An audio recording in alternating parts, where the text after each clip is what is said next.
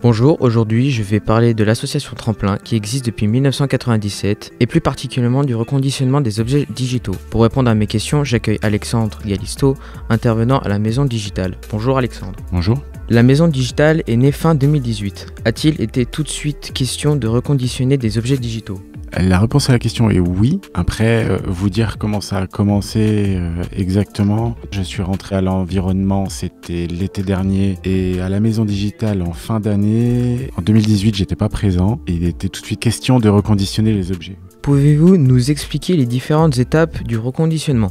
Alors quand on collecte, que ce soit des dons particuliers ou que ce soit auprès de partenaires, de structures, d'entreprises, donc on va chercher le matériel, on ramène le matériel à la Maison Digitale. À partir de là, on va le peser. On va peser tout le matériel, même ce qui est à démanteler. Parce que quand c'est des professionnels, on doit leur fournir ce qu'on appelle un BSD, un bordereau de suivi des déchets. C'est obligatoire, c'est la loi. Dans lequel il y aura le poids réel de la collecte. Parce qu'il faut savoir que les objets numériques, les déchets numériques, comme c'est appelé vu qu'on collecte ça, sont des déchets dangereux. Donc on a ce bordereau de suivi des déchets à établir, donc c'est pour ça qu'on va peser. Ensuite, une fois que c'est pesé, on va faire le tri entre ce qu'on va garder, pas garder, ce qui va partir au démantèlement, ce qui est trop obsolète ou qu'on ne peut rien en faire, et ce qu'on va pouvoir réemployer, reconditionner. À partir de là, on va donc du coup mettre un numéro de suivi sur le matériel qu'on va reconditionner. Tout est référencé ensuite dans des fichiers numériques. Et puis à partir de là, le matériel qu'on va reconditionner, on va regarder s'il faut changer le disque dur, vu qu'on n'est plus sur disque dur mécanique, mais que la nouvelle norme c'est quand même du SSD, donc de l'ultra rapide. Donc on peut commander des pièces, on peut être amené à commander des pièces. Par exemple les SSD, on en collecte très peu, donc on va les acheter auprès de fournisseurs. Et puis on va du coup remplacer les composants qui sont trop obsolètes dans le matériel qu'on peut reconditionner pour en faire un produit fini qui répond à la fois aux critères de reconditionnement et qui peut être mis en vente et intéressant pour le client. Nous savons que vous collectez du matériel informatique. Vous vous adressez aux particuliers comme aux professionnels ? Oui, alors les particuliers peuvent venir du coup d'eux-mêmes en boutique, nous apporter leur matériel sous forme de dons. Et puis du coup auprès de professionnels, ils nous contactent, on organise la collecte, on établit un jour et puis on va collecter directement auprès d'eux. Avez-vous une idée du nombre d'objets numériques que vous avez récupérés depuis le lancement de cette activité ? Je ne sais pas, je sais juste que sur l'année 2022, on était à un peu plus de 15 tonnes et que là, depuis début 2023, donc sur janvier-février et tout début mars, on a dépassé les 1,6 tonne.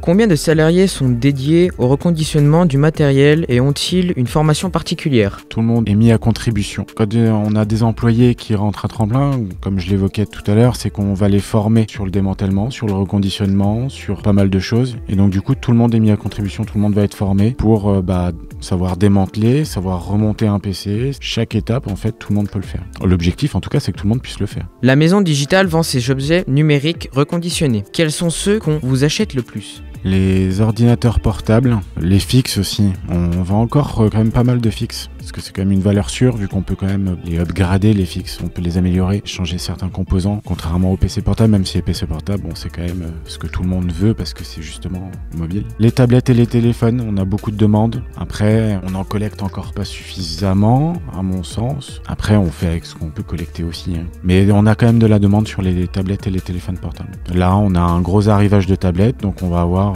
du travail sur des iPads notamment. Matériel informatique reconditionné est vendu à prix solidaire. Comment est-il fixé ? On a une grille tarifaire par rapport aux composants et en même temps il faut aussi qu'on suive le marché qui est en perpétuelle évolution au niveau des composants par rapport à l'obsolescence de certains composants qui avec le temps valent moins que les plus récents. Et puis après on s'informe aussi du marché actuel, sur le marché de l'occasion, savoir combien tel modèle est vendu. Je dis pas qu'on va s'aligner sur le prix, on va quand même rester en deçà des prix affichés publics, en tout cas sur les sites d'occasion, justement parce qu'on est quand même une association qui était solidaire, quoi.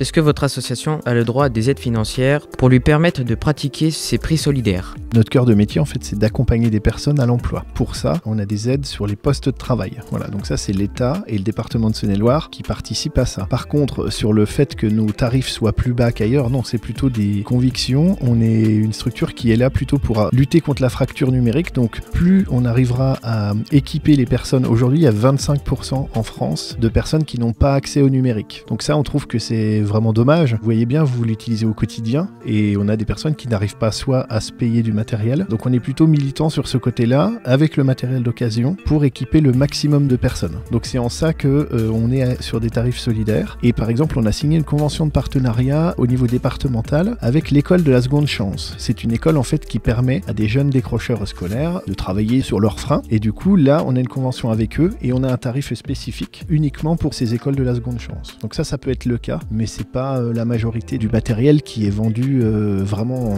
en dessous du tarif. Voilà, c'est vraiment quand il y a une belle cause derrière. J'ai vu que vous aviez beaucoup d'ordinateurs en attente d'être reconditionnés. Que faites-vous de ceux qui ne peuvent pas être remis en vente ? Si elles ne respectent pas les critères de reconditionnement, à partir de là, on les met au démantèlement et au retraitement des déchets. On va les démanteler, on va trier toutes les pièces et puis les revaloriser au travers de nos filières de traitement. Ce qu'on peut dire aussi, c'est qu'il y a un problème sur le numérique aujourd'hui. Dans pas mal d'émissions, c'est décrié. Vous voyez que le matériel informatique, il part à l'étranger. Nous, si on a monté aussi cette maison digitale, c'était pour que nos déchets locaux, on les traite au niveau local. Sur la filière, on a une partie du démantèlement. Ensuite, on a un accord avec un éco-organisme. Aujourd'hui, un éco-organisme, par exemple, quand vous emmenez quelque chose en déchetterie, sur le textile, il y a un éco-organisme. Sur le numérique, il y a un éco-organisme. Sur le mobilier, il y a un éco-organisme derrière. Donc c'est en fait des grosses filières au niveau international qui vont traiter et qui vont permettre de financer aussi des choses. Quand on achète aujourd'hui du matériel informatique, vous avez quelque chose, c'est une écotaxe. Vous verrez dans les magasins, sur les petites étiquettes, si vous achetez un ordinateur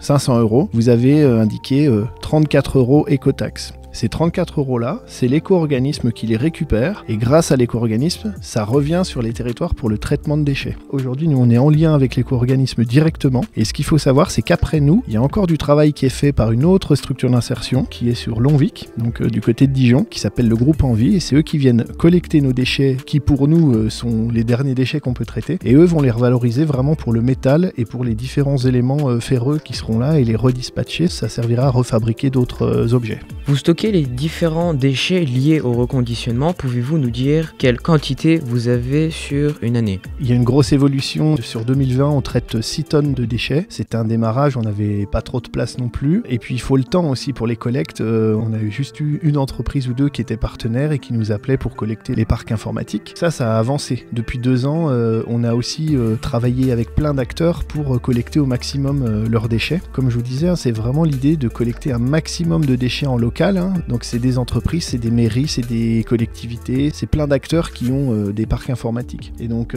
6 tonnes la première année d'activité, 9 tonnes l'année suivante, 15 tonnes l'année dernière. Et là, ce qu'il faut savoir, c'est qu'aujourd'hui, on s'est aussi organisé avec d'autres reconditionneurs en Bourgogne-Franche-Comté, parce qu'à plusieurs, on est plus fort. On va avoir des parcs de plus en plus gros. Là, on a prochainement un partenariat avec le Grand Chalon ou avec une entreprise comme Isover. Donc là, c'est des parcs informatiques qui sont assez conséquents.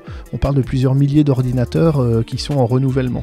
Donc ça veut dire que là, sur ces actions-là, on aura des tonnages qui vont encore augmenter à l'avenir et qui permettront justement d'embaucher plus de personnes du territoire.